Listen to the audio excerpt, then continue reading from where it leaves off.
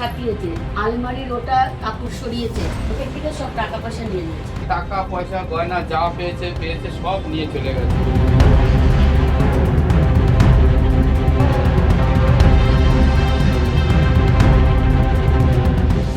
নমস্কার, 7 নিউজ নেটওয়ার্কে আপনাদের স্বাগত।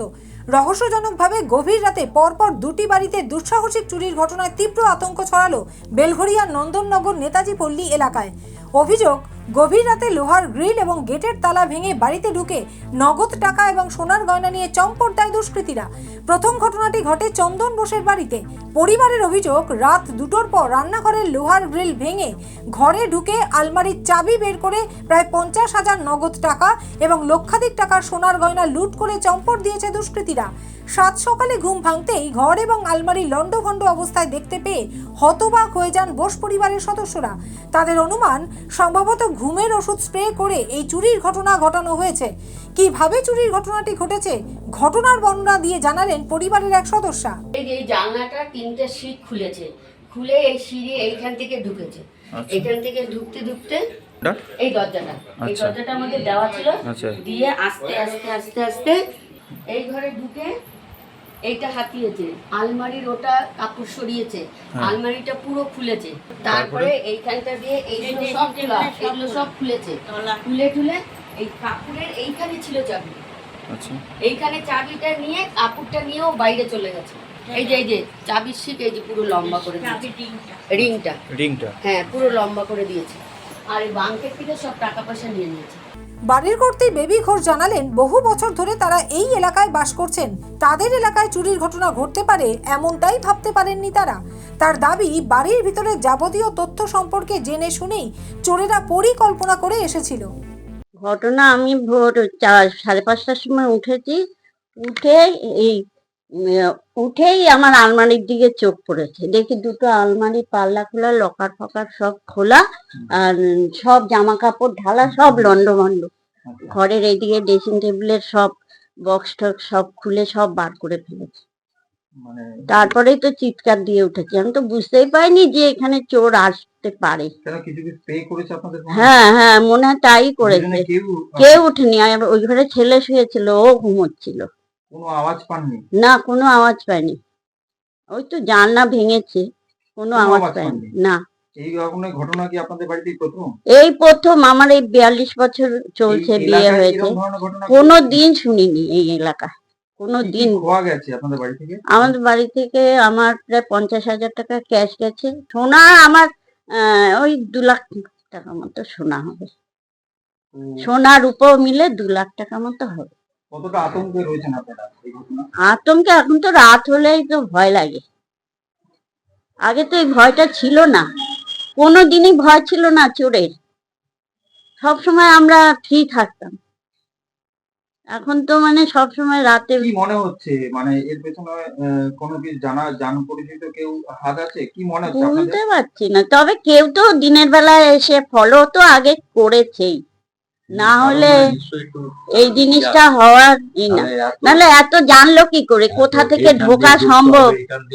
তারপরে আমাদের দরজা যে খোলা থাকে, তারা কি করে জানবে ভেতরের দরজা খোলা থাকে? তারপরে কি মনে হচ্ছে কোনো? হ্যাঁ, আছেই। পুলিশ কে যে সবকিছু করেছে? পুলিশ তো হ্যাঁ, বেলঘরিয়া। তা কি আশ্বাস দিয়েছে আপনাদের? পুলিশ বলে আমরা খুঁজছি।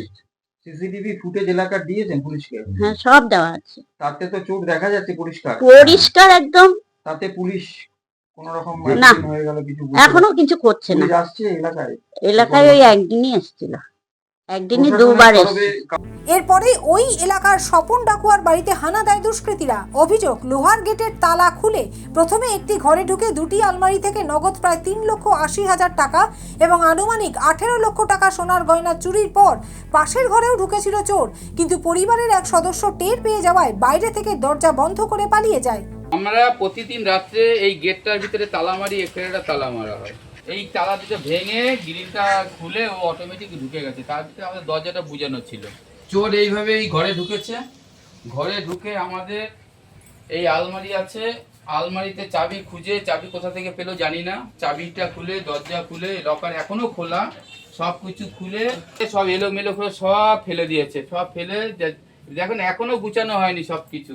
এখান দিয়ে টাকা পয়সা গয়না যা পেয়েছে সব নিয়ে চলে গেছে। একটা লক করা খোলা, এটার মধ্যে এলোমেলো করে নিয়ে এটার মধ্যে আমার টাকা পয়সা ছিল 3,80,000 টাকা এটার মধ্যে রেখে দিয়েছিলাম। ইমিটেশন জিনিস যা ছিল সব কাঁচাকুচি নিয়ে গেছে। এখানে ওর ব্যাগ ছিল, ব্যাগটার থেকে যা টাকা পয়সা ছিল টাকা পয়সা নিয়ে গেছে।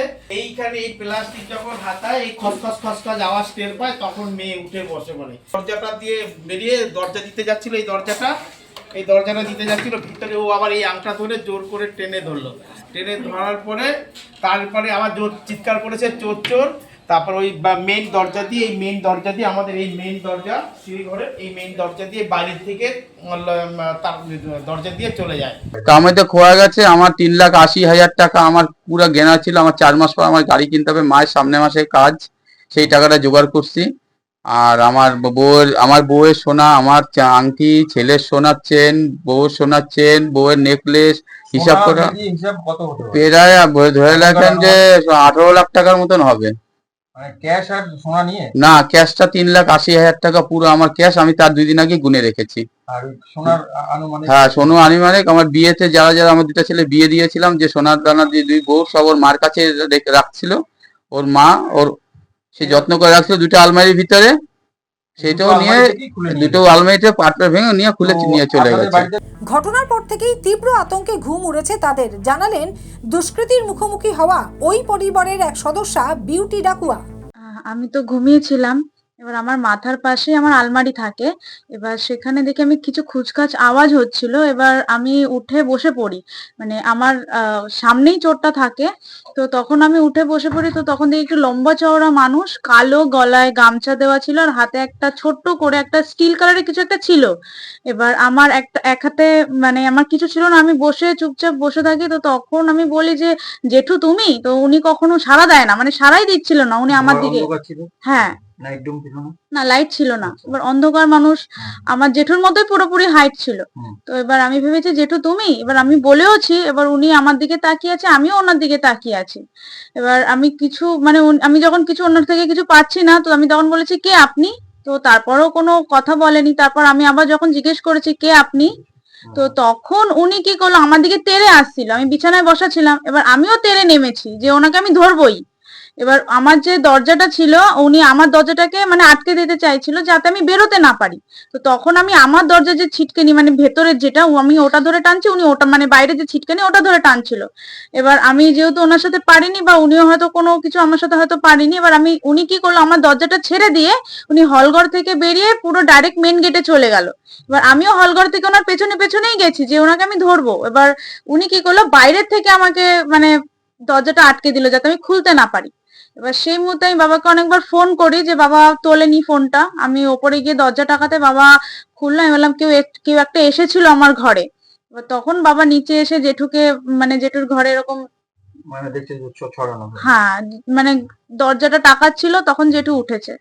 কতটা আতঙ্কিত রয়েছেন আপনারা?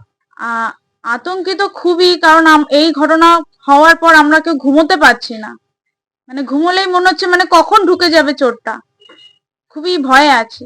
ক্ষতিগ্রস্ত দুটি পরিবারের তরফে লিখিত অভিযোগ দায়ের করা হয়েছে বেলঘরিয়া থানায়।